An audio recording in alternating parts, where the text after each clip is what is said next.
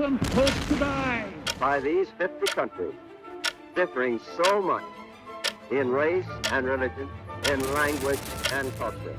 It is a big idea, a new world order. Well, I know they're lying. They tricked me once, but they're not going to trick me twice. The time is now.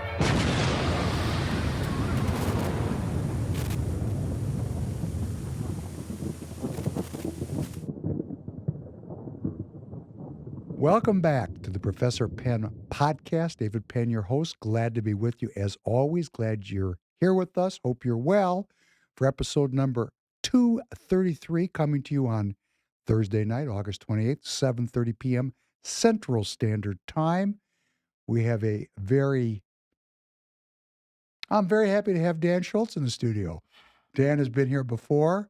Dan and I are friends. Dan has been parachuting into the podcast, and he's been quite direct about his critique, so we get to talk about that today. And Dan, welcome. Oh, thanks. I'm glad you're here. Yeah, We're still friends, aren't we? Of course. Of course we are. Of course. Dan has Dan's very influential with a lot of people, including with me. And for those of you who are newcomers to the podcast, thank you for being here. The podcast audience is growing throughout the country and throughout the world. Dan was the person I came to many years ago when I was first starting my political activism. I'd seen Dan on War Room, Steve Bannon's War Room. And I just called him, and that's nothing new for Dan. He's getting calls every day from people, and probably 90% of those people are like popcorn that does not pop in the pan. It just kind of was a waste of time. And I said, trust me, I'm going to get something done, which I have.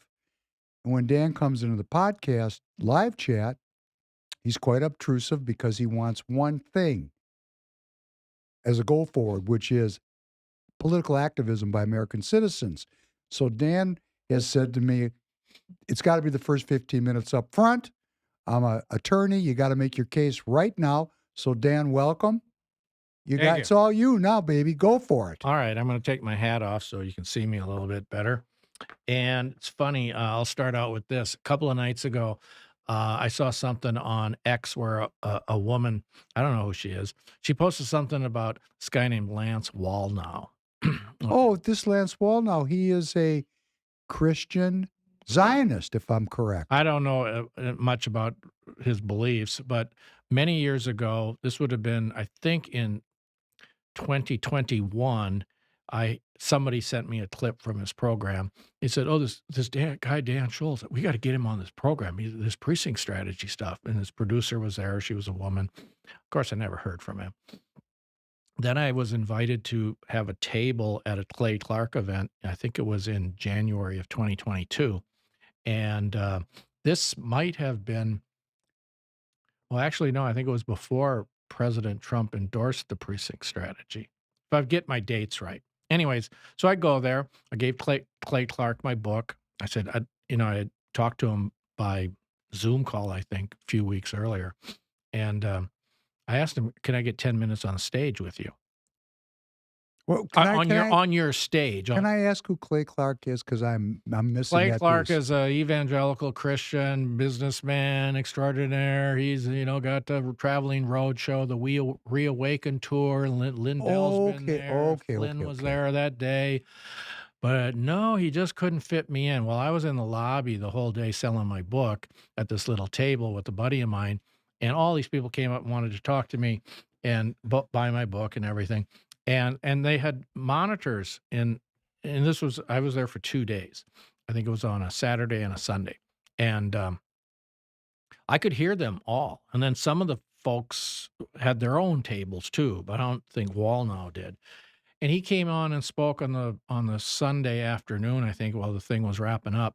And he comes out and he does this theatrical impression of Gladiator. And then he told everybody that he had spoken to God, or God had spoken to him the night before and told him that he needed to start an American party to compete with the Democrats and the Republican Party. Okay, we've heard this before. Yeah, okay.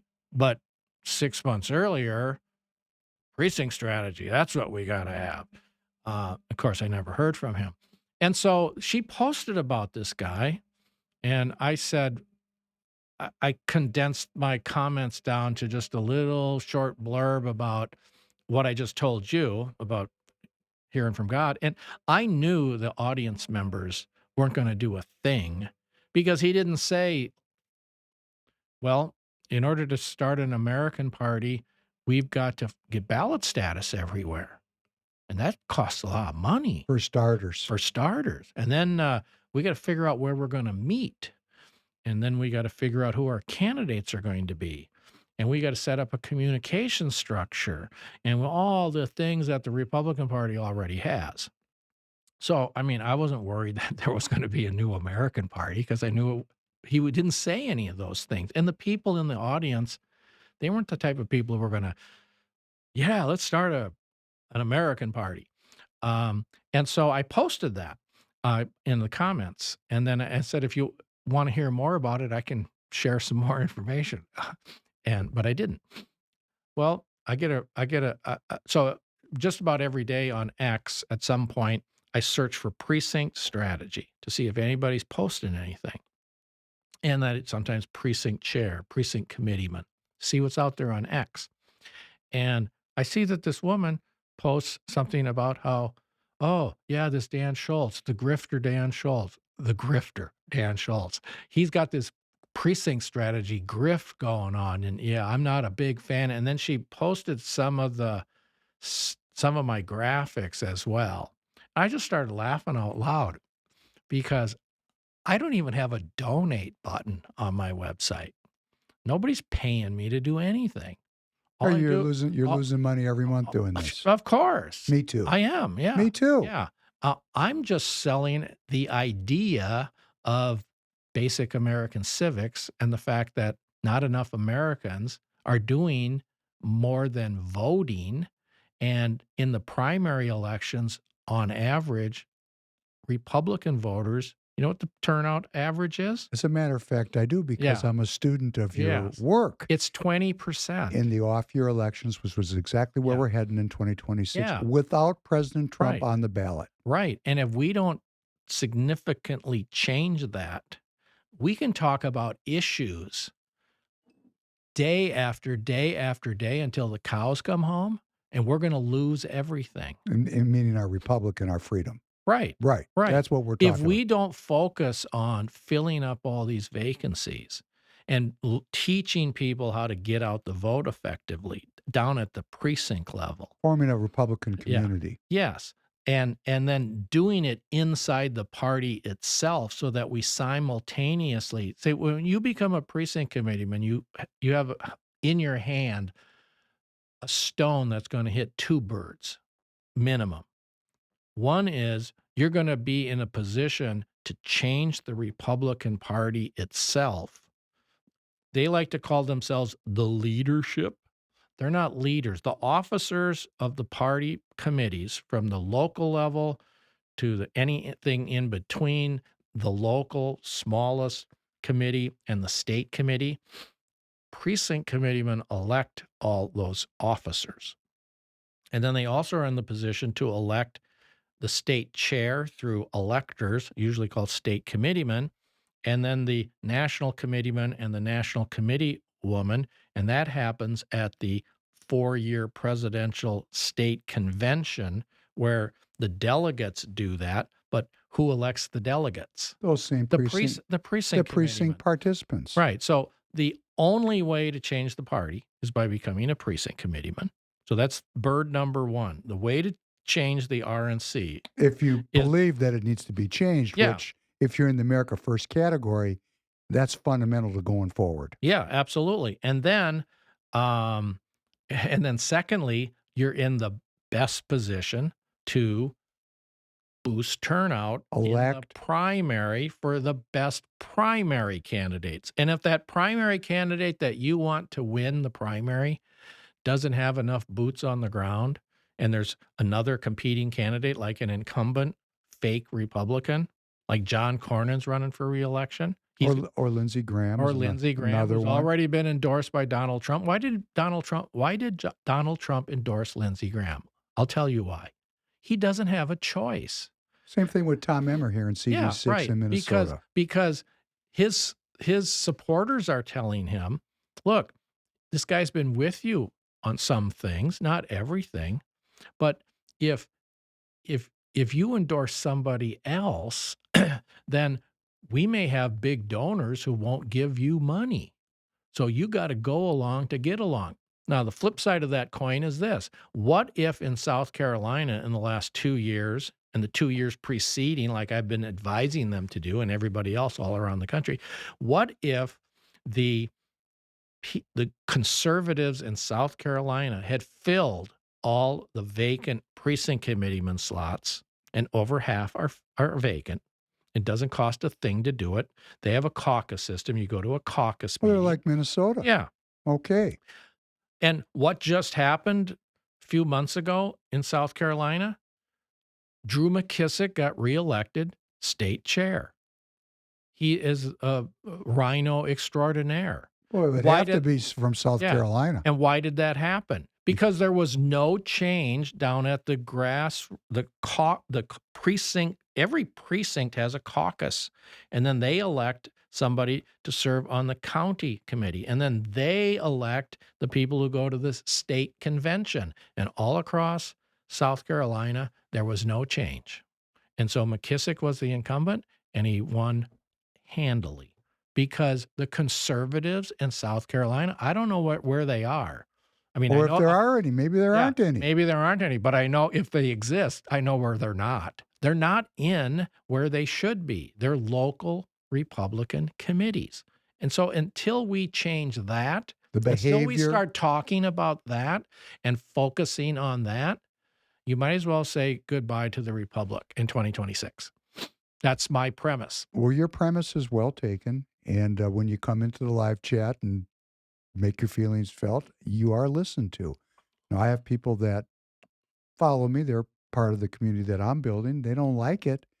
I don't ever speak against you because I understand where you're coming from and I don't disagree with you. We're also here at Free People Radio trying to build out a community so we have more people to spread this message to. So let me just unequivocally, how do you say that? That's easy for you to say. Yeah, right. I want to say this unambiguously. Right. I 100% agree with you. And I am working myself. And the thing you don't see us doing here in Minnesota is I'm going around the state and holding meetings myself. The next one will be in 2 weeks from this last Wednesday night. Wednesday night, we had a meeting where we have a list of people that we're building out. We're holding the meeting in my district, SD 45, because I have my own political ambitions in my district. But people come from all over the state, and we talk about caucus, why we want to get involved, how we get involved. And the people that come from outside of my district, I say, hey, can you put 30 people in a room or 100 people in a room? I'll come. Hey, guess what? I'll probably bring Royce White with me.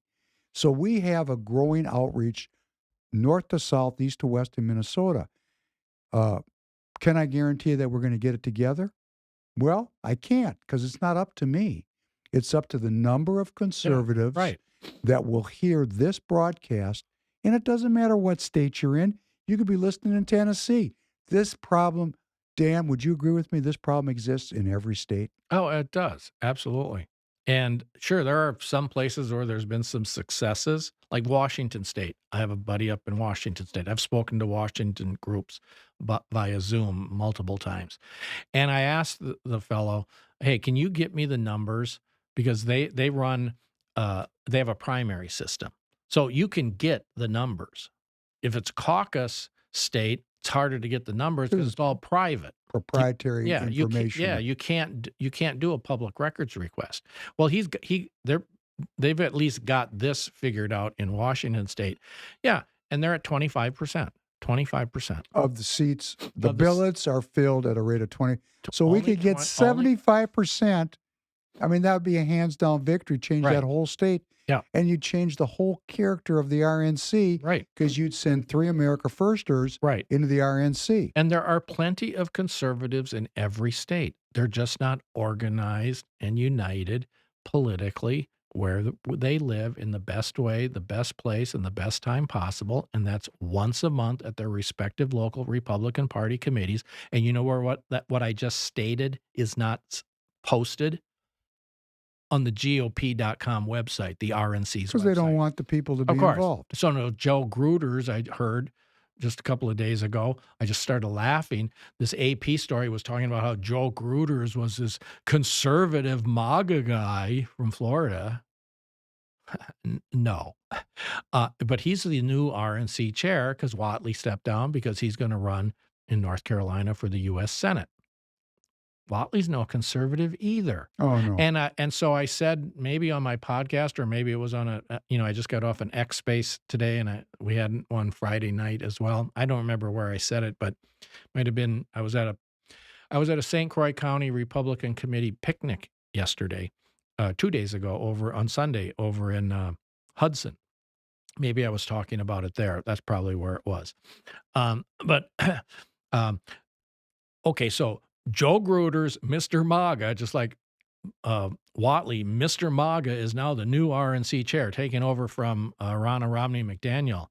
Go to the GOP.com website. See if there's anything about why and how to become a precinct committeeman, like at my site, how to find your local committee and why you ought to do it, like at my site, and whether or not they've got a communications and collaboration platform that every precinct committeeman and volunteer can use to communicate easily with one another online, privately, and securely.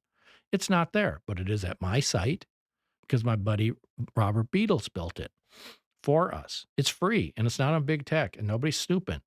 So if I can do that on a shoestring, why can't they do it?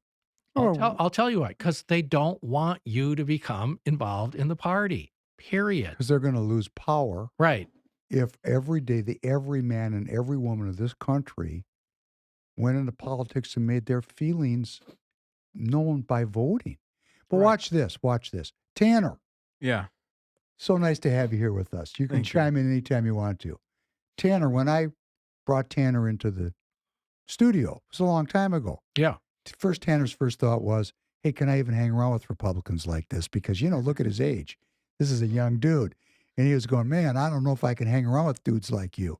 And then slowly but surely, he figured out that, hey, these are some pretty thoughtful people that are really interested in the country and in my freedom and the well-being of my family. So we started to build up a rapport, and then I started grinding on him. Do you vote?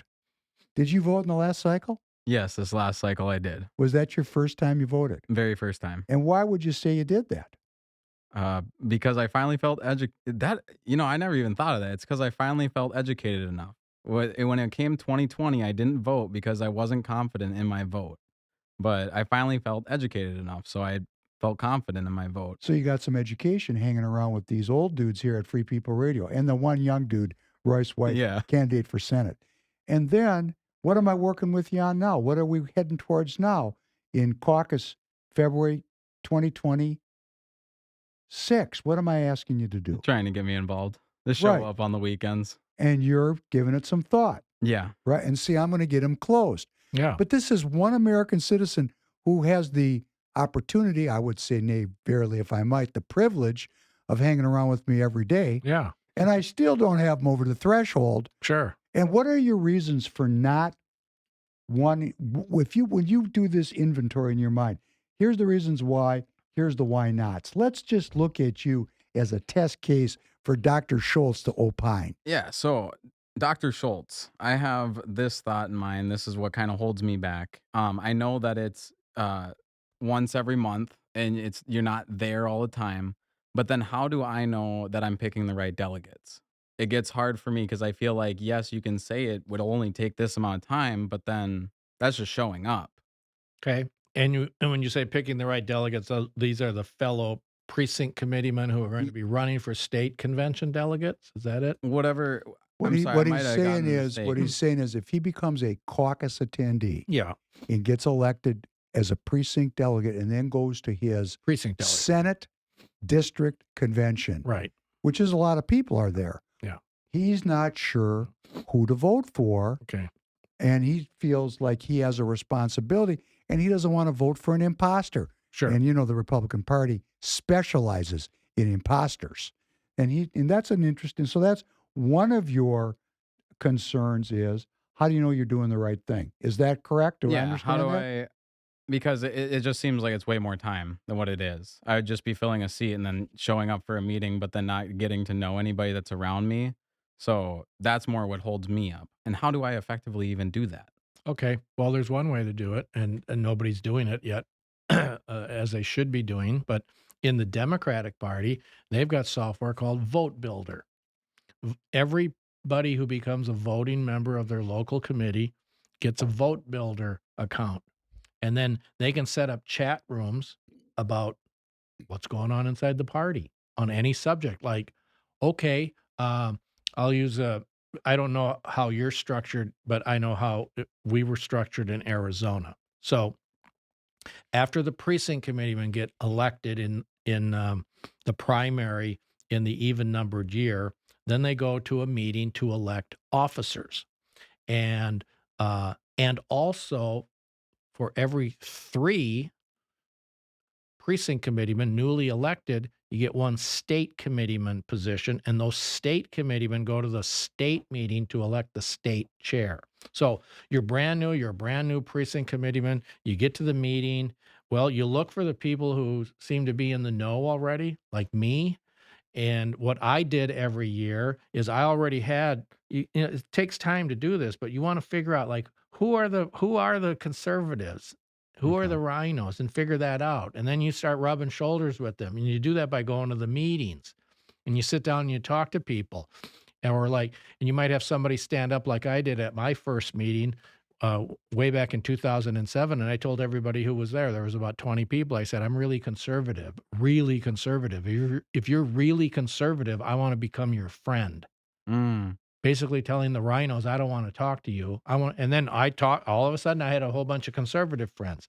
Moving forward in 2 years, we worked together and we grew our network, and before you knew it, we were all communicating via email. And then we threw out all the rhinos who were running that committee and elected new ones. And then we made a slate of only 1 out of every 3 can be a state committeeman. We created a party platform conservatives state committeeman candidates roster, and we put our names on that. Mm. And we put one of those on every chair, and we all voted for one another. And then the people coming in the door who we knew were rhinos, we didn't give them a copy. We didn't give them a copy. We gave them to the people we didn't know. Mm. And then we had also made phone calls to some of them that we didn't know. We had a roster. We had 108, 109 precinct committeemen at that time. And we had about 15 to 20 cohorts. We were all conservatives, and we knew one another. And then I took the list and I put an R by the name of the rhinos. I put a C by the name of the conservatives, and the ones I didn't know, I left blank. And then we had what's called the meeting after the meeting. We met at a Denny's. I had made sufficient copies for these 15 to 20 people of that list. I gave them each a copy of my list. And I said, here's what we're going to do at this meeting, because we want to elect new officers, and we want to elect a new state committeeman, better state committeeman, because we had a rhino chair at the time. Let's go through the list together and see who agrees with my picks. And then some didn't agree. Some said, no, that. And I was, in some cases I was like based on a vibe or something. And we worked it all out, and then we added to each list. So we had about 35 to 40 rhinos, 35 to 40 conservatives, and then in the middle were the unknowns. And then we divided them up amongst us, and we each had to call 2 or 3 and then just say to them, hey, we're going to put together a slate of candidates for the officer positions, and we'd like to know whether or not you'd be interested in supporting them. And then we told them who they were. I wasn't one of the candidates. It was other people, but cohorts of mine. Well, that fleshed them out as to whether or not they were conservative or not. They said, no, I wouldn't support those people. Then we knew they were rhinos. If they said, yeah, then we knew they were a conservative. I went to one guy's house. I've told you the story, I think, in the past. I get there. I had 3 people I needed to go talk to. One was a couple that lived up in Scottsdale. One was living in Tempe. And that's where my legislative district committee was at the time. And I ring the doorbell in an apartment, and the door opens. And this guy's got behind him all sorts of McCain stuff. He was a McCain intern at ASU. And I just said, oh, hi, I'm Dan Schultz. I'm one of your fellow PCs. Yeah, just wanted to meet you and thanks. And then I left and I put, R for Rhino next to his name. So now we knew who he was. That's how it's done. It's all about numbers. And we won everything when we had our election of the officers, except for the chair, because our candidate for chair, he's since passed away. He's a good guy, but he didn't practice his speech. 2-minute speech, maybe 3 minutes. He got up there and basically said, well, you guys don't really know me probably, but I'm Tom, and I guess I'm running for this position because these other people asked me to. Well, then he sits down. The guy who he ran against is this great, big, imposing guy, and he ticked off how long he'd been in the party, and he did this, and Pachyderm Coalition, and he did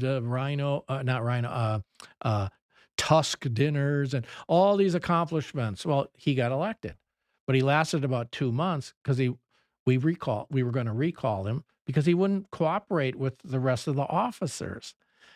Then when we had our list of state committeemen, I had the mayor of Tempe walk right up to me and get in my face and say, why am I not on your list, Dan? And I said, it's not my list. It's the the list of everybody whose name is on the list. And you could have had your own list. And I don't think you got elected to be a state committeeman. And then there was a state legislator, a woman. Same thing. She walked up to me and said, why am I not on your list, Dan? And I told her the same thing. It's not my list. And you could have had your own list. And we did really well. But how do you get, you got to participate. You got to participate. And so we've got this communications and collaboration platform that Robert Beatles built for us, where you could go on there and set up any kind of chat room you want. You meet somebody and say, hey, let's start chatting. And then who do you know? And you build your group. You get to know people. That's how you get it done. So these you gotta meetings participate. Okay, so the meetings are not necessarily like a business meeting where there's like, okay, today's schedule, we're going to be doing this. It's more so about networking. When you say no, these it's about a lot. meetings. It's about a lot of things. It's about, guess who comes to the meetings? The candidates come to the meetings because they want your vote in the public elections. They come. And maybe the people running for state chair or district chair, they might come to your meeting. You get to ask them hard questions and evaluate them. They come to the meetings. Then my buddy Jonathan Broadbent, he's in Ohio. He came up with a resolution. He didn't know how to do a resolution at a meeting. I said, you got to read the bylaws and see what the process is in your bylaws and via Robert's Rules of Order. Well, in his county, Geauga County, Ohio, it's got to come during new business on the agenda. And then you have to make a formal motion. And then you have to also give copies of it to everybody at the meeting. You have to have sufficient copies so everybody can read it. And it may even had to have gone out in what's called the call letter 10 days prior to the meeting. You get to learn all this stuff. This particular resolution was about the Russian collusion hoax and calling on President Trump and Pam Bondi and Kash Patel and Dan Bongino and the Congress to aggressively investigate and prosecute the hoaxsters. Okay? Well, guess what? There were some Republicans at that meeting who didn't think voting for that was a good idea, but it passed. And then now you know who the establishment people are, the ones who were against it. So you got to think strategically. and you can learn how to do all of that stuff. I was lucky. I learned how to do it in 7th grade. This is the kind of stuff we talked about in my civics class Yeah. in 1968 and 1969. Okay, so you had that first objection was, how do I get to know up? anybody? Yeah. Okay, so politics. Well, here's Dan's premise. We don't stay free unless we self-govern. That's Right. the fundamental building Yeah. block of the whole idea. We the people. It's in the preamble of the Constitution. And- The precinct committeeman strategy is based on the preamble to the Constitution and the Constitution itself. It's we the people ordaining and establishing the supreme law of the land. And then the supreme law of the land tells us how every 2 years we can throw out every House member. Every and when single we one don't, of them. and when we don't do this, and you've heard me say this many times, when we the people don't participate in the process, we leave a void which attracts the worst human beings Yes. in our society, because they really are grifters and they really are on the payroll. And then what they do is, in the classic Saul Alinsky method, they accuse me of being a grifter. And I know what this is costing me financially and emotionally, Yeah. and in terms of my family time. And why do we do it? And this is the interesting part. Don't we love God and country enough to get off our ass at a moment of existential crisis? Well, that's why you're frustrated. That's why you come into my podcast and No, I'm not frustrated. You keep saying I'm frustrated. What are I you? am not frustrated. What are you? I'll tell you what I am. I I'm wanna very know. optimistic that we can save the republic. Okay. Very optimistic. We the people have the wherewithal to save the republic. Okay? Got it. I'm not convinced that we're going to. So I'm not frustrated. I'm a realist, and I'm looking at the future, and I don't like what the future holds for me and my kids, and I don't have any grandkids. I'm afraid of the future that we're allowing to happen in this country, because the only thing people want to talk about, and I have a graphic that shows it, go on X and put in the word Muslims. This is just an example of an issue. Muslims and Texas, or Muslims Michigan, or Muslims England, Muslims Ireland, Muslims Spain, whatever. And then just look at who's talking about it. And it's these kind of people. Somebody better do something about it. Hey, look at what the Muslims are doing. Somebody better do something. And never is there, here's what to do about it. And the what to do about it is, and my graphic shows a guy on a soapbox, Muslims, Muslims, Muslims. And then I say over on the right, and I have a ballot box, and I say, well, these people are on their soapboxes yelling and screaming about the Muslims. Guess what the Muslims are doing? They're learning how to do politics. And they're getting mayors elected in London and 10 other major cities in England. And they've got a mayoral candidate in New York City who's also a socialist and a communist. And it looks like he's going to win. Right here in Minneapolis, we have the same thing going on. Right. Look at Ilhan Omar. And Obama funneled all these people into a congressional district. Now, I don't know what the demographics are of that congressional district. I don't know what percentage of them are Muslims. There may not be anything that you can do about that, but what we could start doing, maybe if they're here illegally, like maybe Ilhan Omar is, because she married her brother to get into this country. Think of that. Everybody knows it. Why isn't anybody doing anything about it? Nobody's doing anything about it who has the power to do anything about it, because they're not afraid of us. Those people are not afraid of losing their next primary election, because 96% of incumbents in the House and the Senate win their primary. And then they go on to win the general in their gerrymandered district. Or if they're a U.S. senator, well, most states are either kind of red or blue. Mm. John Cornyn is going to win his primary, I predict. Handily. And then he's going to be back in the Senate. And he's pro-Muslim, because people are telling him, you got to be pro-Muslim because they might vote for you. They don't want to vote for you in the end. They want to conquer you. And they're trying to conquer us. And we're being conquered. And we're not doing anything about it. And it's happening in Spain. I mean, do the research. It's out there. It's unbelievable what's happening. And we're going to lose this country if people can't sacrifice 3 hours a month to learn how to do politics. Mm. If we don't learn how to do politics, the Muslims are learning how to do politics. Look, the proof's in the pudding. They got Dearborn is Muslim, as a Muslim mayor, I believe, and Muslim city council. Paterson, New Jersey. Looks like it's going to happen in New York City. It's happening all around the country. And England is already conquered. There's going to be bloodshed soon in England if and guess what the turnout was in the London mayoral election in 2024. And London is not majority Muslim. The turnout of eligible voters was 40.5%. And then 2 months later or so, they had a national election, which resulted in this clown Keir Starmer becoming the prime minister.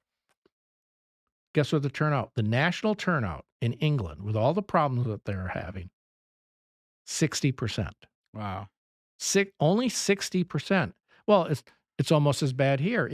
In Arizona in 2020, my precinct got over 90% of Republicans to go vote because I know how to get out the vote. And we had all 10 of my slots filled, and we worked together to get out the vote of the lower information, lower propensity voters. The Trump campaign and the RNC were telling precinct committeemen and volunteers to do the opposite. Focus on the high propensity voters. We got to make sure that they're going to vote. And then they spent all this money on chicken wing dinners and selling merchandise and giving away hats and giving away signs.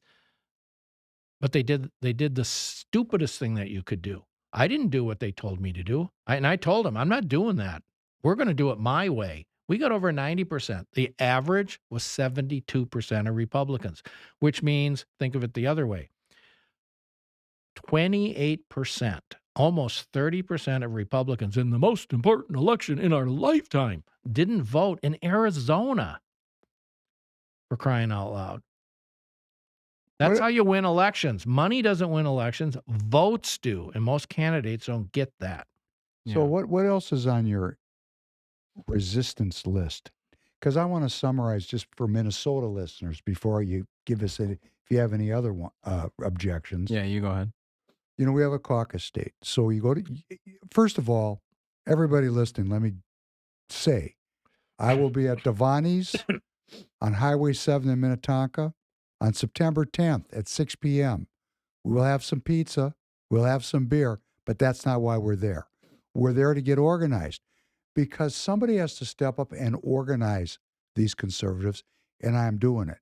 So we use the podcast to educate, to build connections, to build community. And I say this on the podcast all the time, we're a political action community. So if we're doing this and we're not getting people involved, we're failing. But people are getting involved all over the country, and I get that feedback in our comments and in the correspondence that I get from this community. But I want every single person who's an American citizen who's listening to the podcast to consider getting involved because of the criticality of everybody doing it. Because I'm going to tell you, Dan, if it wasn't critical, I wouldn't be doing it. Just like you, I got other things to do. I am sacrificing, Tanner. First of all, okay, I got all kinds of artistic interests, which politics has crowded out. I sat down, for example, at the piano last night, just for fun. And you know what? I got up 5 minutes later because my chops have departed me because I'm taking all that time I would be playing piano and singing, and I'm singing at this microphone instead of the microphone that I would prefer. Just for example, I have 5 children and a stepson. Not spending a lot of time with them. And I got a new granddaughter, and I haven't flown out to see her because this is so important to me, because I don't think she has a future if I personally fail. I take the responsibility personally on myself because I'm going to do everything that I can do. So we're going to have this next meeting September 10th. And if you're hearing this and you're anywhere in Minnesota, you can contact me by going to support@TireGet.com. That's support@TireGet.com. If you're in the live chat, leave a comment. I'll see it. I will get in touch with you. I'm aggregating people. We have a political organization. We have people that work with me that are making lists. We got a booth right now out at the State Fair. Right now, we have the Minnesota State Fair. 1.8 million people coming together. one of the biggest public gatherings in the country. We have a beautiful booth out there. We're making lists of people. We're going to be in touch with these people. We're going to cultivate these people. We're going all throughout the state. We got operatives everywhere that are putting on meetings. For example, we got one coming up October 5th. We could have 1,000 people there.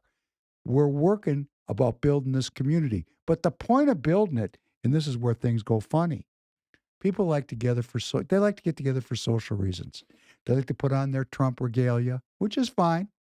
They like to get together, have a pig roast, maybe play a little baseball, whatever. It's community. But that's not why we're doing it. We're doing it to get people to go to their caucus here in Minnesota, caucus state, become a precinct delegate. So you have to go, Tanner, if you'll listen to me, it's up to you. It'll be sometime in February of 2026. And you go there, and you actually need to have a few of your friends in the neighborhood come with. Because I'll guarantee you, if 5 of you show up, you're all getting elected if you vote for each other. Because no one shows up, because 75% of the billets are empty. So when you show up any place in the state of Minnesota, you're virtually guaranteed a precinct delegate slot. Now, once you've done that, you can go to your what's called your Senate District Convention. You're a precinct delegate. You get to vote for who becomes a Senate District Delegate. Those people determine who gets endorsed for the congressional races, and I'm talking about feds, Senate races, statewide races, because you become a congressional and a statewide delegate for, you're the most important person in the room. Okay, so that's the delegate path. Every 2 years, we elect Senate District Committee officers. Guess who gets to vote? You do. You're a Senate District Delegate. And that's where we start sorting out the people that are what you like to call America Firsters, which I think is an apt description, from the people that I like to call globalists. Yeah. And that's the battle in the party. Because the globalists really, hey, you know what? They might as well be communists, because workers of the world unite, a global political movement. That's not what we are here in the United States of America. We are a sovereign country where the individual citizen is the king or queen of their own life. These people don't like that. They want to tell us how to live. And that's a decision that you and all the people your age have to make. Do you want some old person like me telling you how your life's supposed to be, or do you want to get in there and vote for your own future? And this is where we fall short. We don't take our own responsibility for doing it, and then we want to sit around, watch Fox News, and complain. And what Dan is saying is, why are we complaining, even to the point on the podcast? Why are we talking about anything other than political action? And I'm going to say to you, because we're building a big audience here, and that gives us more people to talk to, but the message is the same. We got to get involved. And the news that we do and all the commentary that I do is to say, hey, this is going to get worse if we, the American people, waiting around for elected representatives, the educated, or as I like to say, white starch shirt wearing, blue suit wearing, red, white, and blue tie wearing, American flag lapel pin wearing, Harvard graduate, maybe they went to West Point with you, military service, married the high school sweetheart. They got 3 kids. They've never been divorced, yet they've voted so that we got a $37 trillion debt, and we've been at war my entire life. Those people got to go. And they're never going to go until you figure out who are the people in your neighborhood that support that. And it's never going to change unless you, the young people of America, and youngest to you and me to what, up to 50 years old, actually get off the bench and get in the game and start vetting out these. And you're saying, boy, I don't know if I can do it. Hey, let me tell you, you're going to figure it out real quick, because these people aren't hiding. When you actually get into the politics, because they're going to come right up to you and say, who are you and what do you believe? Because they're going to be doing the exact same thing back at you. So do you have any other objections besides figuring out who's who? So when you're saying February, is there only there's a single time that I can be elected as a committeeman delegate? Well, there's 2 ways.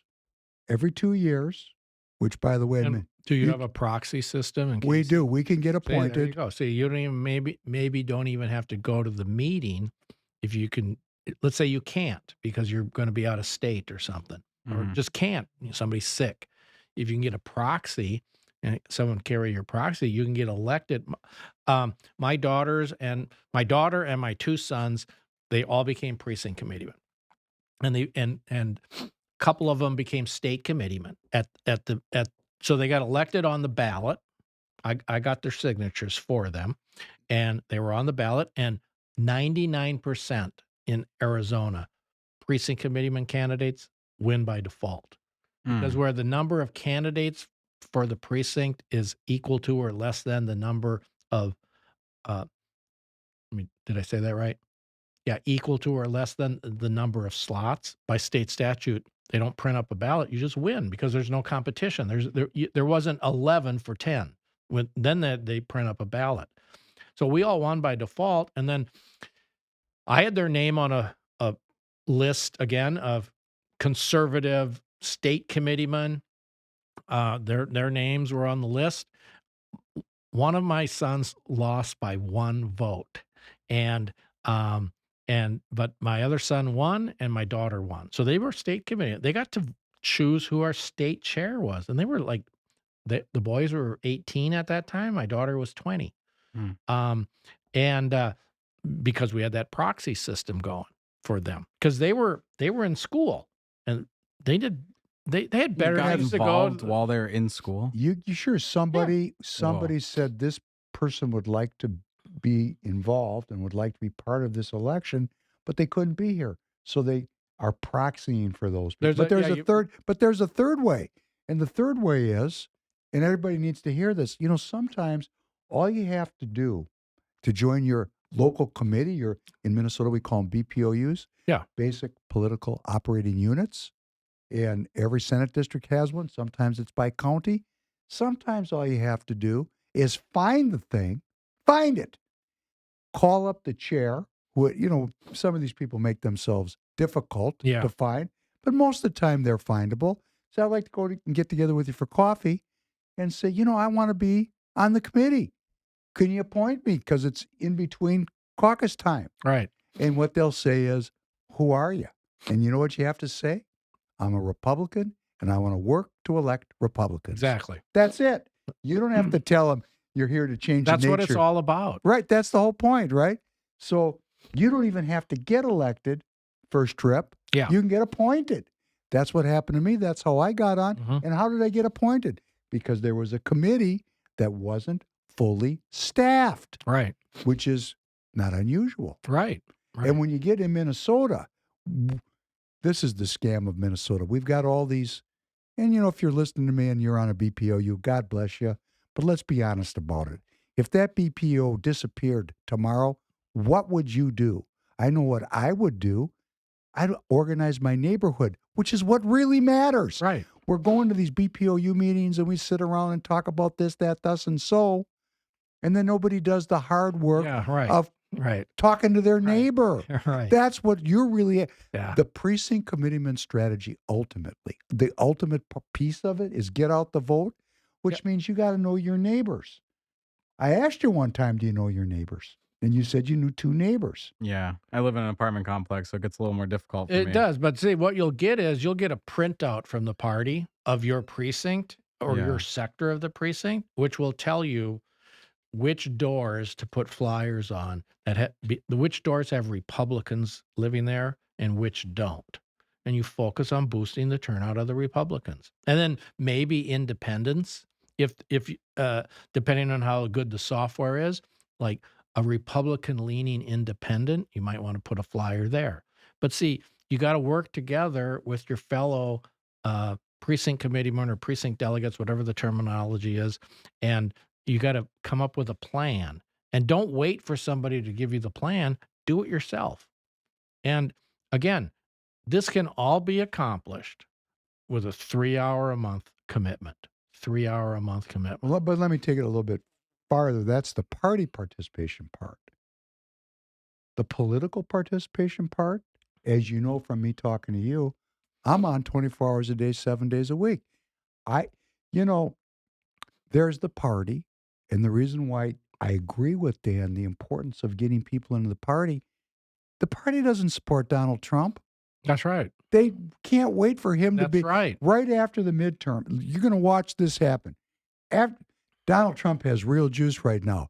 If he waved his magic wand, a incumbent could disappear. And he will disappear, some of them, like Thomas Massey. Right or wrong, true or false, they're working on getting rid of Thomas Massey. Now, I don't think they'll be successful, though. But they're going to try to do it. So they can raise money for the PAC. Correct. I agree That's with why. you. That's why But the point it. is, after the midterms, Donald Trump becomes a lame duck president. And this party, my party, right here in Minnesota, they're going to get the long knives out on him at a level that you and I have not seen maybe since Nixon, about the turning against a Republican president. It's going to be off. I know it's coming. If it'll happen if we don't succeed in stopping it through the primary elections in 2026. This can all be stopped via the primary elections. But if the turnout is going to be on average 20%, then what you just described is going to happen. And I'm trying to prevent that by not talking about issues day after day after day, talking about the mechanics and the nuts and bolts of how to win elections. And I know how to do it, and it's not theory because I've done it. So let's talk about what's going on in the podcast right now. I'm going to hope, like we were just looking up some numbers for a podcast. We had a candidate on, Laverne Turner. He happens to be an African-American running in Minneapolis. And there is no Republican Party in Minneapolis. So I had him on. He was super happy to be here. Like, nobody pays attention to this guy. Yeah, I watched part of it. Very impressive guy. Super. And that thing has got, how many views did I say that got? I don't even remember. Yeah, I think I watched about the first 45 minutes. Oh, and he's terrific. He's never had any help. Yeah. I mean, he said, I'm ignored by the party. Of course. You know what he actually said was, there's a lot of America Firsters, a lot of Trump mega people in Minneapolis. He said they happen to be black, but the party never shows up to let them know that anybody cares. Yeah. And I think he's had probably 50 to 60,000 views of that podcast. Now, I don't know how long people have stayed. And I'm looking at this podcast, and this is why we disagree a little bit, because, and I just is my own revelation talking to you. It's got a brain, things pop into your head. Yeah, sure. So we're not going to have the kind of engagement when you're here. The engagement goes down. But guess who's here? The people that'll actually do the work. Because if you're still here now, 52 minutes and 23 seconds in, you're interested in politics. I want to be entertaining and I want to be educational. But my primary driver is politics, getting out the vote, because what you said, man, if we don't get involved, and there's a lot of people that are big Trump supporters that watch Professor Penn podcast. Do you know, if you don't get involved in politics and help turn this tide in the midterms, the person that you are supporting is about to be ripped to shreds by his fellow Republicans, right? Absolutely. That's exactly what's going to happen if we fail in 2026. And, you're saying you're optimistic, but you're looking at what's happening at the numbers. I'm optimistic that we can do it. I know that we can do it. I'm not optimistic that we're going to. And the numbers don't lie. Here we are right now, 6 months away from the first midterm primary. And there's been no significant surge. I have that one graphic where I show a line out the door of brand new conservatives wanting to become precinct committee and coming to their monthly meeting. We could do that. If we had that for 2 months, like next month and the month after, and had filled up all 200,000 vacant precinct committeeman slots, boom, we have a chance. And if you would want to see a malignant media meltdown like you've never seen before, and a rhino meltdown like you've never seen before, a collective meltdown, they would say, they would go crazy. Here comes the fascists. Exactly. Here comes the fascists. Yes. So if you're but that's not. But see, that's not. Be careful what I say. That is not happening, and that's why there isn't any. Oh my God! Look what's happening, because it's not happening. And I say, look, if nothing changes with respect to that, nothing's going to change. And as of right now, nothing's going to change, and it's going to be a debacle for Donald Trump in 2026. And then for all of us in 2028. And then for all of us the next 2 years and beyond, and you might as well say goodbye to life as you know it. And so for the people that are still listening or are picking this up at some point downstream, because the links get reposted, and please, if you're listening and you're interested in being a political activist. I want to say one more thing. Go, please. And this is to people like Tanner, and Tanner to you personally. Yeah. There's only one reason I do this. There's only one reason. It's because I have children. Mm-hmm. If I didn't have any kids, I wouldn't be doing this, because I know it's coming. And I'm like peeing into the wind, getting wet every day. I'm not making any progress. But I have a hope that some spark is going to happen. Some miracle is going to happen. And my 3-step strategy is pray, recruit precinct committeemen, repeat. Pray, recruit, repeat. And I'm hoping and praying that it's going to happen. But if I didn't have children, I don't think I would be doing this, even though I'm really stubborn. I'd be fishing, I'd be hunting, I'd be skiing, I would have a care in the world. But my care in the world is that they're going to inherit a world that I will have helped create if I don't do what I'm doing. Mm. And I hope you're thinking about your children. I am. Do you have any other objections besides figuring out who's who? So this is my scenario. You look at me, 25 years old, got some tattoos on the hands, colorful sweatshirt. If I walked into a meeting, are you actually going to take me seriously? Of course. Of course. Do you believe that other people would take me seriously? Especially because you're young. Oh my God. When people walk in, they're gonna put rose petals down for you. Because the average age of the Republican Party in Minnesota is 462 years old. That's the average age. Yeah. That's the average age of the Republican Party officer. Let me tell you some good news. There are glimmers of good news. St. Croix County, where Hudson is. I was up there for that picnic. My buddy took me to their Republican headquarters for that county. It was bigger than this. They had all sorts of stuff in there, signs, videos you could watch, merchandise for sale. They had an internet connection. They had a conference room, conference table. I was expecting like a little like that back office. One room with one desk. A door. I was blown away. Okay, and then like Buffalo County, where I am at, we don't have an office. And where do we meet? Where do we have our meetings? Well, we pick a tavern, and then we go into the back room. If they have a back room, otherwise we're sitting at a table, like 10 or 15 of us. So then the second thing was I was blown away. Then 2 hours later, we're at a picnic. Their picnic.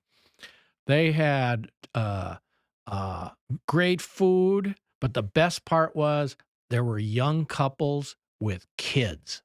Not just one or two. There were 5 or 6 young couples with lots of kids. And all those kids were like my kids, conservative Republicans. That was nice to see. But back in Arizona, where I came from, you go to a legislative district committee meeting like mine. I'm 69 now. 2 years ago, when I was 67, I was one of the youngsters. 462 years old. Right. Okay, so Tanner, you got.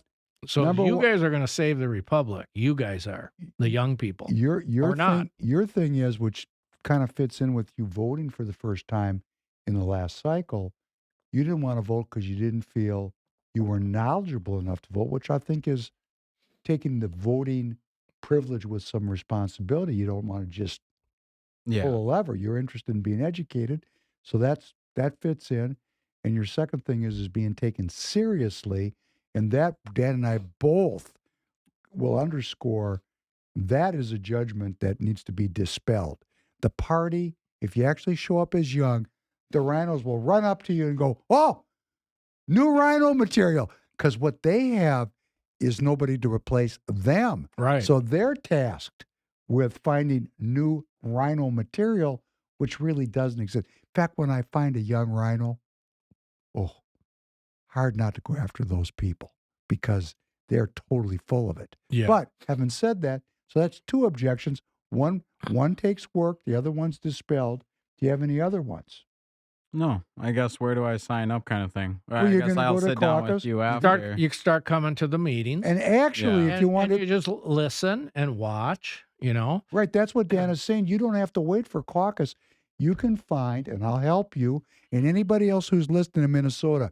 And I've done this with you hundreds of times. Yeah. There was a time when Dan was sending me people in Minnesota all the time, and I'd help them get organized in the state of Minnesota, find their committee, get involved in there. I mean, sometimes I go to these meetings, and let's say there was 12 people at the meeting, and 4 of them, you'd send them to me, and I'd put them into the party. Yeah. Unfortunately, some of these people, it turned out, became part of the machine. Yeah. It takes some integrity. Yep. There's some danger in what we're doing because sometimes we stock the inventory of the people we're working against. I'll tell you a funny story about that. Rob Haney was the chair of Maricopa County Republican Committee when I got to Arizona. And he's a great guy, retired IBM executive. He wasn't a computer guy. He was more like in management of facilities and stuff like that. Great guy. And his wife's great and a good family and everything. But when he would go out to recruit precinct committeemen, he had a 21 questionnaire, and he would go out with a clipboard, and he would take them through all 21. And if they didn't get all 21 right, quote unquote, answers, then he wouldn't recruit them to be a PC. That's quite a vetting process. Yeah, right. So I told him, I said, Rob, at that rate, we're never going to fill all the vacancies. Because he kept telling me, you got to be careful, like who you recruit. You got to be careful who you recruit. Well, not if you just have 2 or 3 litmus test questions and to find out whether they're conservative or not. And then you get them into the party. And then if they turn out to be not so conservative after all, okay, but you might have recruited 10 others. But at the rate you're going, we're never going to get it done. So I was meeting with him with another new PC, a woman, a little old lady in tennis shoes, Barbara Medal. She's terrific and still kicking. She's in her 80s. Anyways, we had lunch with him, and we both were trying to tell him, we're in crisis mode. This was 2008. We're in crisis mode. We have got to. No, it was in 2009. And so then I volunteered to run for the county committee and got elected on a slate, of a conservative slate, and did that for a while while he was the chair. And every meeting that I went to, even before I got elected, I would still go to the meetings. And at the end, there was if you weren't a member of the 30-member committee, the peanut gallery were allowed to ask questions. So I'd raise my hand and I'd go, what's the count? And they'd go, what do you mean? I go, how many precinct committeeman slots does this party have? I knew what the number was. And how many are filled? And every month I'd try to find out, because I kept impressing on them, when we're at less than half strength, that isn't good. We've all got to become recruiting machines. And we can fill up all these vacancies, but we all have to do our best to do it, to find conservatives and explain to them why they need to get involved. And again, it's only a 3-hour-a-month commitment. In my case, it was a 6-hour a month because I had a legislative district committee to go to, and then I would also go to the county committee meeting. Well, so Tanner, this is a piece. This is for everybody that's listening. Yes, whatever state you're in, whatever your system is, you can go to precinctstrategy.com. There's information there about your state, generally speaking, correct? Yeah. But in all these states, Minnesota included, you can find your committee. Could be on Facebook. Could be just Google it up. There's step-by-step instructions at my site of how using the internet, how to find your committee. the search terms you would use. And then if you still can't find it, well, guess what? There's a state committee that you can contact And get say, hey, get where's routed. the county committee? Like, for example, right now, believe it or not, in Arizona, we only have 15 counties. One of them, Greenlee County, doesn't have a county committee anymore. And I don't know why that is. I don't know if it was super red and they said we don't need it anymore, or super blue and they said we're not going to. There's no sense of doing it anymore. Or maybe nobody wanted to do it. Yeah, yeah, and then about 10 years ago, Greenlee did, but Navajo County didn't have a committee. Then they did because a bunch of conservatives got together. They were recruited. Hey, start a committee. And so there are places where there aren't local But committees, mostly but in Minnesota, most places, Minnesota mostly has Yeah. committees. right. But here's what because these are these light bulbs going on. We don't even have to wait for caucus. You find Right. that committee. You call the chair and you say, I'm a Republican that wants to elect Republicans. Well, here in Minnesota, guess what? The committee represents the precincts, Yep. which are completely unstaffed. There's no what you call precinct committee man. Yeah. Here in Minnesota is really the BPOU officers. Uh-huh. And they are the BPOUs are really subordinate to the precincts. The precincts empower Right. these officers to represent their business, Right. but there's no precinct engagement at all. And the party doesn't want it. Of course. Because if the precincts, if you walked your apartment building, like I walk my neighborhood, I know everybody in my neighborhood because I walk a lot for exercise. I could walk 20 miles a week. I stop and talk to everybody. Hey, I'm David. I tell you a funny story. This is hilarious. I have to tell it twice because it's so funny. I'm walking in my neighborhood, and a guy pops out of his house. Not a very imposing looking guy, so I wasn't particularly physically threatened, but he was making a beeline for me from his front door. Wow. I was walking on the other side of the street, and he was walking at me. No, I don't know what he's going to do. So I said, stop right where you are. What's on your mind? Are you Professor Penn? Okay, that's how you form a political community. Right. So I'm going out of my way to do it, and I'm sure this happens to you. You must be in an airport and people walk up to you and go, hey, are you Dan Schultz? Yeah. Okay. It happens, right? Yeah. It has happened. Sure. It's not that we're into it for the No. fame of it. It lets us know that we are making some progress Yeah. because it's the And ideas that When matter. you finish this, and I'm going to tell you a funny one. Go ahead. It's your turn. No, are you done? I'm done. Okay. Okay. You know how I know that this, I was counterintelligence, human intelligence. I know a little bit about recruiting people, turning people, getting leverage over them through blackmail, all sorts of Whatever it takes. Yeah. Yeah. The way I know that I'm not being effective, that I'm not a threat to the establishment, is I've never been approached at any of the conferences I've been to or while traveling by a honeypot. Not yet. If I was effective, they'd be trying to take me out You want to hear that way. Can I give you a counter story? Sure. We're going to get into some strange territory now because what's really impacting the movement now, of course, is Israel. Mm-hmm. If you're America Firster, are you supporting the Netanyahu government? I just had a Jewish associate of mine excoriate Royce White today on my text messages, and I said, let's get together. Jewish person, I think I know how to talk to him. We're friends. At least we used to be friends. We might probably not friends anymore. I hope we're still friends. But the comment that I always made was, there's no international Zionist conspiracy because I went to a very top-end university. I come from a very well-known family, and nobody ever approached me to join the conspiracy. Yeah, right. So I thought, man, there must not be one because I would be, Right. the first guy that somebody would come recruit. Right. Well, I can no longer tell that story. Oh, So I am being effective. there you go. Good. So, this idea about political effectiveness, I am frustrated. I mean, I look at our numbers. Tanner knows this. I mean, I do these baller podcast where I know I'm doing really good work, and I look at the numbers and I go, wow, nobody's listening. I mean, because if you got 100,000 people listening to you, which is a big podcast for me, you're not really moving the needle. I mean, that's just a small community. Yeah. So if you're listening and you're still here at 69 minutes and 11 seconds in, you must really like politics. Yeah. Repost the links. Start there. Repost the links to the podcast in your socials. If you're listening in Royce White's X, where we get a big audience, please just take a second and repost the link into your page. Let's start to work together to get the word out. Dan's been on the show many times. He's always welcome here. Why is he welcome here? I agree with you. We're doing this to drive you, the listener. And I know that sounds awful.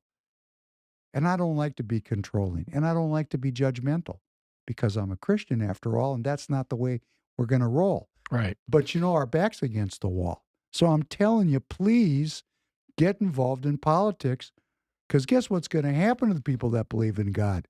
We're going first.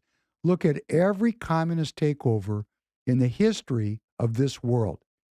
For example, let's just talk about the Bolsheviks in Russia.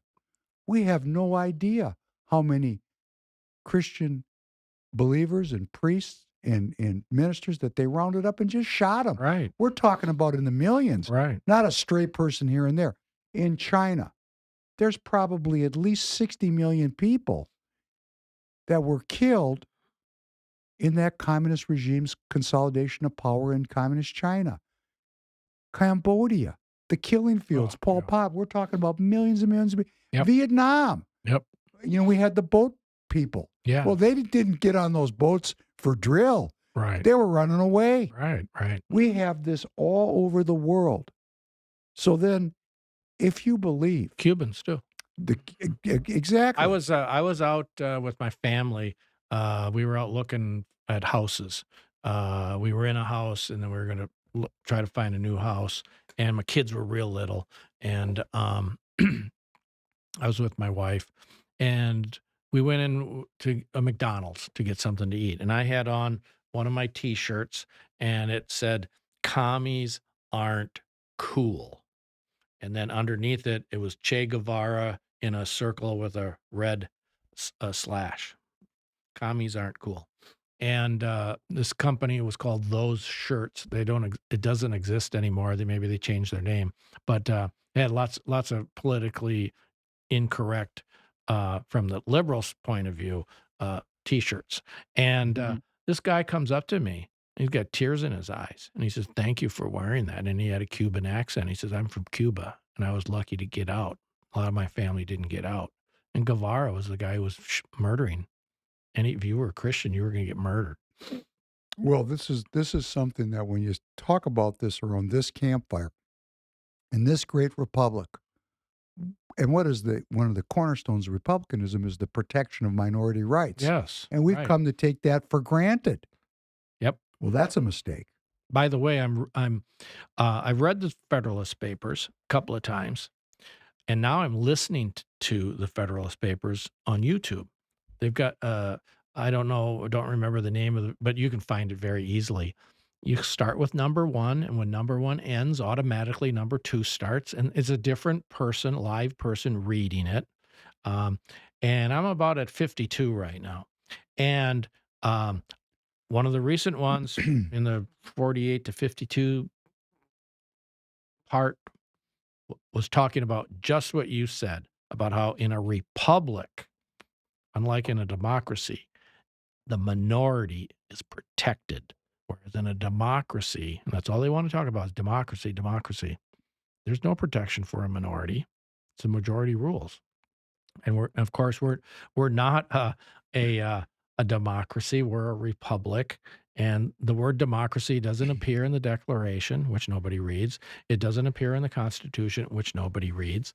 And we got to start reading those 2 documents, and that's why I put them in the appendix of my book, so people would have ready access to it. They read my book, and then I quote both parts, like the preamble and parts of the Declaration in my book, and then boom, there it is. Now read it. And, I knew a guy from Harvard Law School, a young kid who came to work for my firm when I was in LA. And he he had to admit to me he had never read the Declaration of Independence in one sitting, nor the Constitution. I gave him, this little pamphlet called the Citizens Rule Book. I said, "Here, take this home, and if you want to talk politics with me from here on out, I'm not going to talk politics with you anymore until you can come back and tell me that you read the Declaration of Independence and the Constitution." And he comes back Monday morning, comes into my office. We're both having a cup of coffee before we get started, just kind of catching up. And he goes, "Over the weekend, I read this remarkable document." That's cute. and I said, "Really? What was it?" He goes, "It was the Declaration." Yeah. And graduated from Harvard Law School. Sometimes on the podcast, I just read these documents. I'll just stop. Oh, I do too. And I'll just read, like we were reading where we're going to pick this up. I started reading the Bill of Rights to people. I mean, we need to focus on what this means. And I want to brag on Tanner to you just for a second. All right. You might have heard this on a previous podcast, but in case you missed it, Tanner went on down to the birthplace of Abraham Lincoln. Oh, the founder of our party. Yeah. I think I heard you talking about that on the podcast. Yeah. I was really, really upset because Yeah. I went to his house, saw where he was living, and they had a little gift shop. And I love Abraham Lincoln. He's my favorite president. So I wanted to learn more about him, but he didn't write any of his own biographies. So then I'm trusting all these other ones to tell his story. And I knew something was up when every book I picked up mentioned how President Abraham Lincoln protected the democracy and how he had saved the democracy. Yeah. And then we read the Bixby letter, which is the letter where he wrote that letter to that woman who had lost. And you will get some consolation in knowing that your sacrifice was to save this, not democracy. He talked about the republic. And that's read. I'm getting choked up about it. Isn't that in Saving Private Ryan? Yes, that's the letter that was the fundamental. And we knew the letter, and then we saw the movie. Yeah. And, that's such a powerful way that our academics, because this is what we believe because we're dumb. We think this stuff happens by accident. Right. No, I'm going to tell you. My father taught at the university for 50 years. These people sit around and play with these words so that they can change how we think about ourselves and each other and about this great country. And this part, I can get choked up too, because I've watched how the academics have really changed the conversation. Like this young man that graduated from our most elite institution and never read the Declaration. Right. How do you get that done? Well, that's because I bet he read other things. Oh, yeah.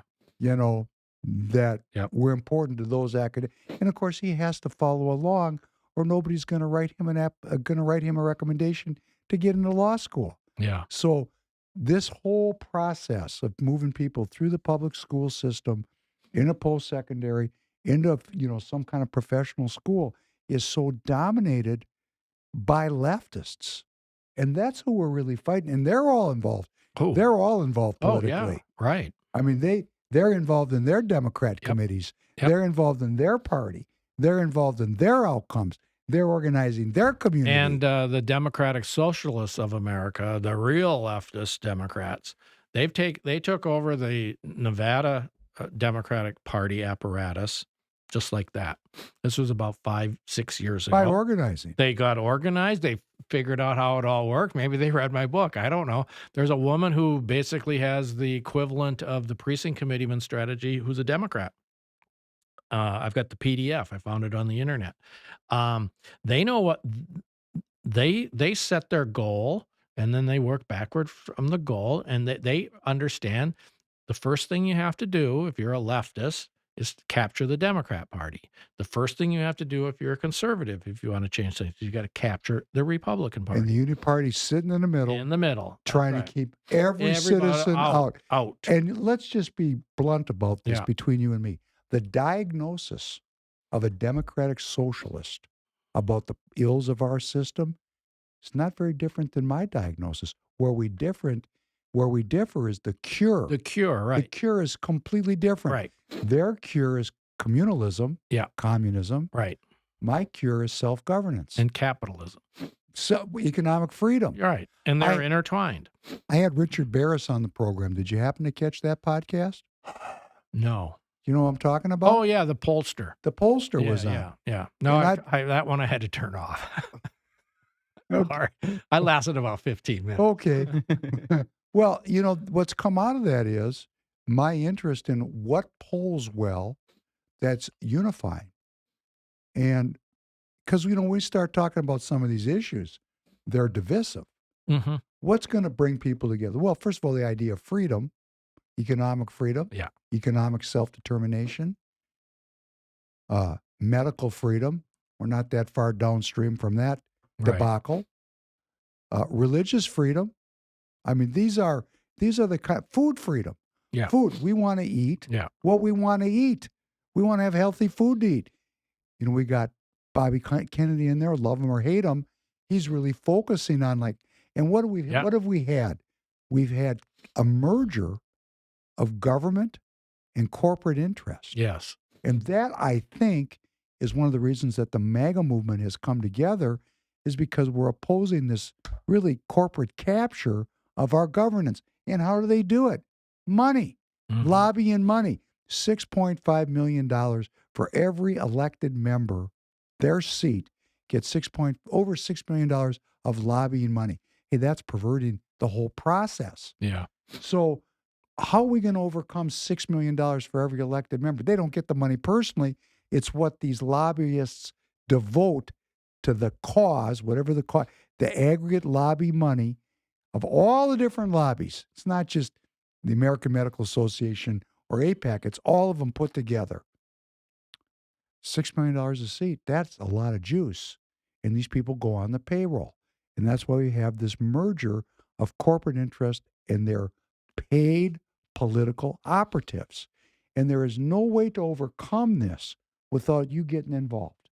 We have to get individual citizens at the local level in your neighborhood. Yeah, Michael Flynn likes to say it's a vacuous statement. It's meaningless. Local action creates national impact. What local action and what national impact? A better way to say it is this, the way I say it. Local political party action creates national political impact via the precinct committeeman strategy to elect better people who hold the levers of government. That's where we're falling down. Buying T-shirts and wearing Trump gear isn't going to change anything. Going to conferences and boat rallies isn't going to change anything unless you're using those venues to make lists and activities to fill up all the vacant precinct committeeman slots as soon as possible, and then teach these new PCs, mentor them, and teach them, hey, we got some warm bodies. And the conservatives who are already in the party, about half of the PC slots, by my estimation, are conservatives, half are rhinos, and so they're constantly fighting back and forth at loggerheads. You see it every day. You see everywhere. it everywhere. That can change overnight if conservatives flood into all these vacancies. Because there's no more rhinos. And the only thing it costs is a little bit of time. Now, in some states, you have to pay nominal dues, like in Wisconsin. I have to pay $15 annually to be a voting member of Seems like a reasonable investment. Yeah, and in Arizona, there's no required dues, so you donate, and you pay for the room, and you get things done, it's a lot of fun. You're going to meet interesting people. Some you're going to love, some you're going to despise, but that's the human condition. But that's all part of growing as human beings. That's like in any other organization. How do we learn how to deal with people that we despise? Right. Well, there's all kinds of ways. The Royce White way is sledgehammer. Right. I mean, verbal sledgehammer. Yes, right. My way is, I'm always trying to convert everybody because I have a hope. Yeah. Because I voted for George W. Bush. Yeah. And I ask people all the time. We just did this. We had... This past Tuesday night, we had a representative, a state rep on, and we're talking about histories and the difference, the fight in the party. And I just say, hey, I thought George H.W. Bush was, I bet you did too. I did. We loved him, didn't we? Right. Because we didn't know any better. Right. He lands on an aircraft carrier in a Mission Lockheed accomplished. Viking, I think it was, whatever that aircraft is, that cool little jet. Yeah, and he's got the flight jacket on, and yeah, we're gonna go get him, and blah blah blah blah blah. And like I'm going like later, going like, what in the hell was I thinking? What were we But thinking? that was our best alternative at the time. Well, but you know what? Conditions change. And we didn't change the party along the way. Well, we supported what it was. And, the party at that time didn't want us in then, doesn't want us in now. Right. But we were writing checks. Yeah. And we were all kind of in on this globalist thing. Yeah. This kind of, we didn't know we were on the long slide into communism. Right. That's where our party was. Right. We thought the party, see, this is the thing now, you're watching me, you're listening to me.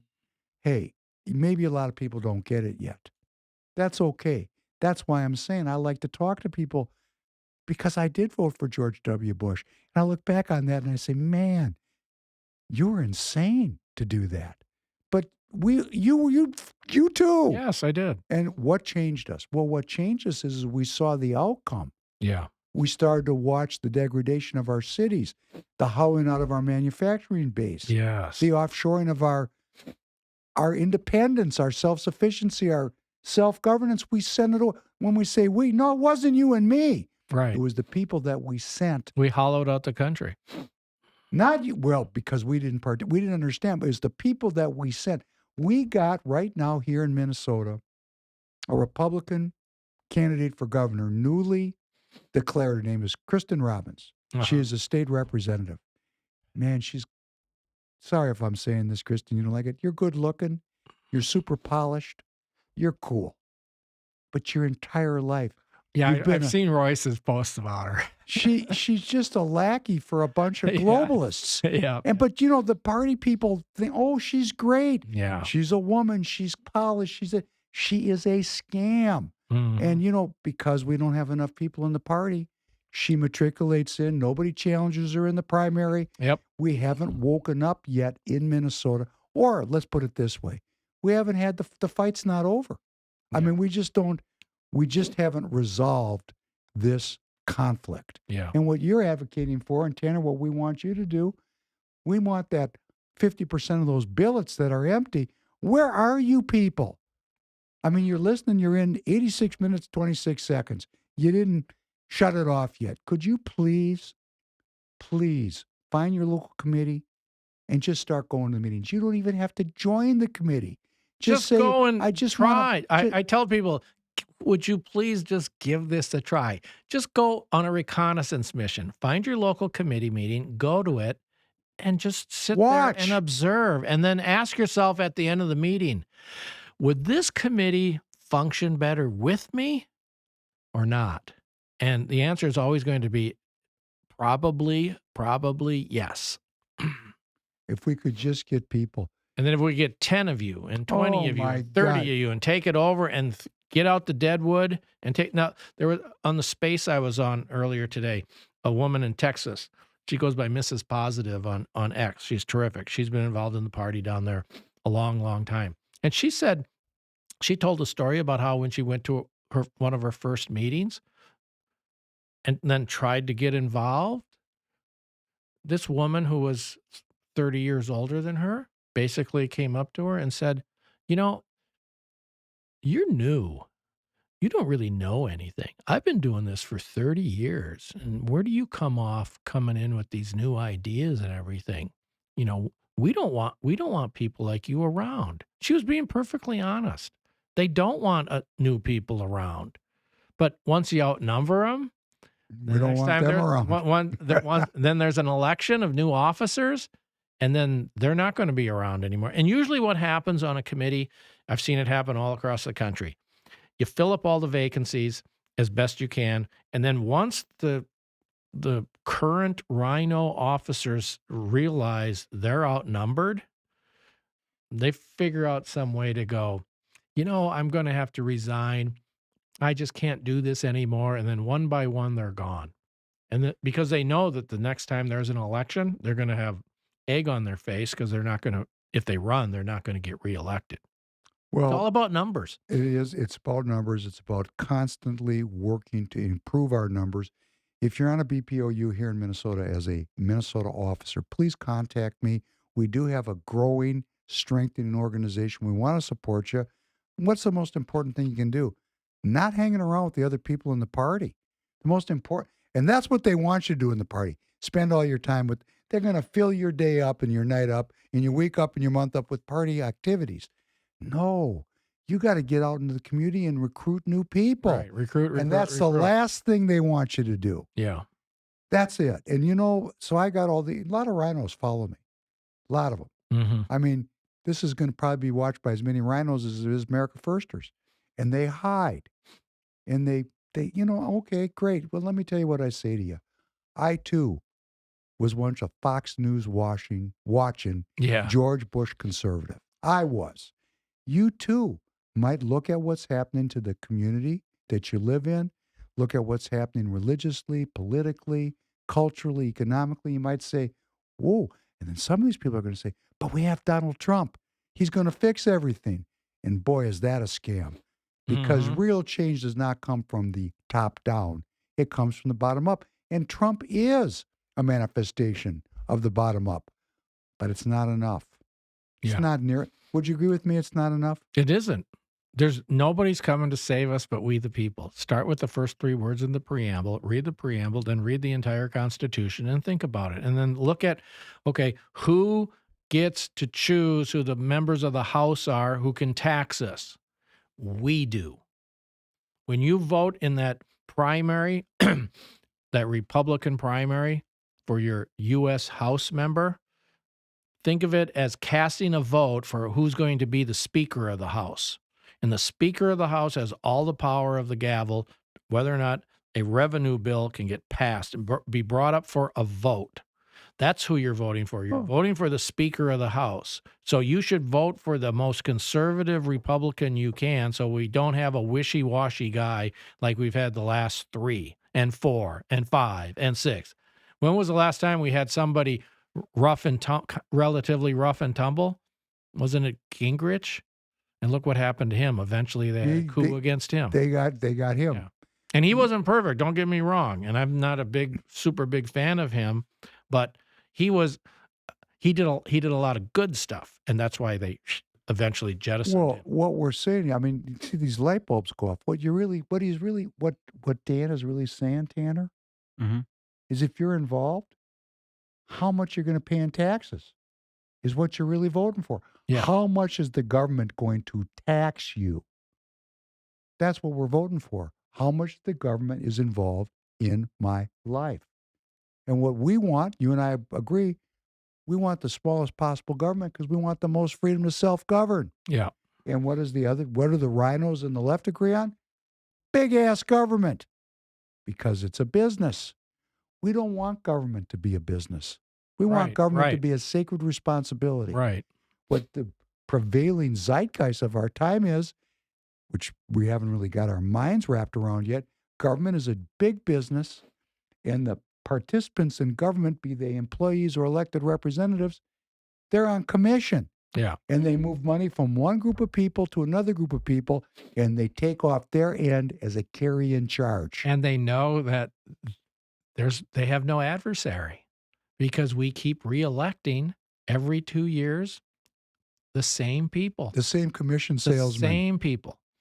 And until that stops, remember I said earlier, if nothing changes with respect to who we keep reelecting, nothing's going to change.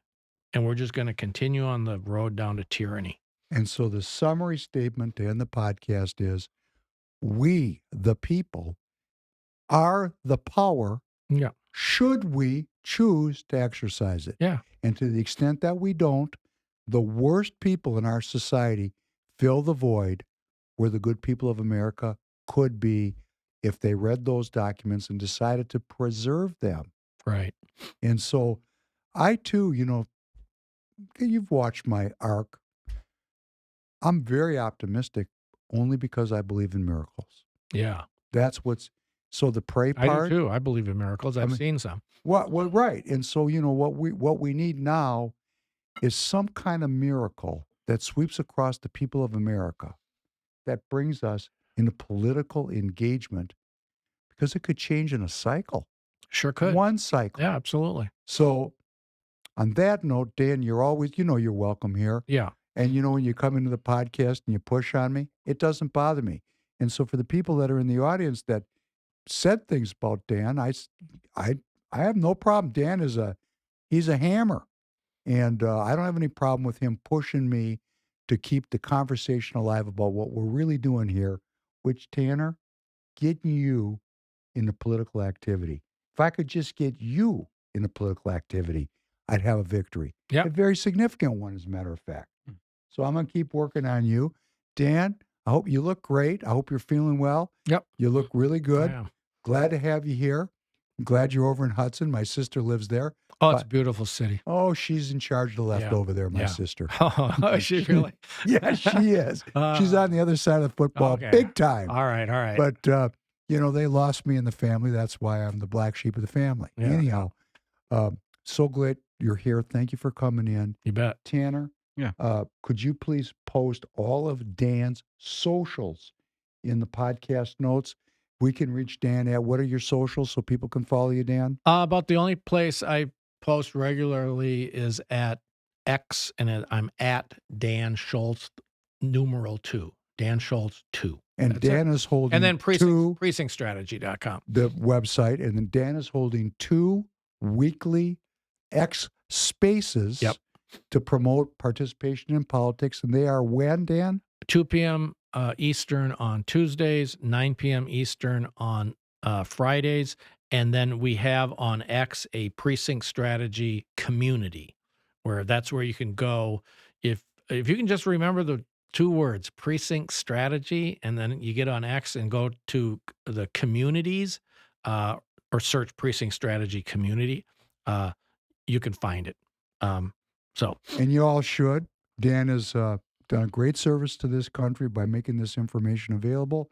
As you know, we promote your website continuously. Yep. But we're not getting enough people. I know. We're just not. So we're going to keep working at it with hope and Thanksgiving. Tanner, thanks very much for being here today with us. Of course. Yeah. Thanks, Tanner. Of course. Appreciate it. Yeah. Have a good night, everybody.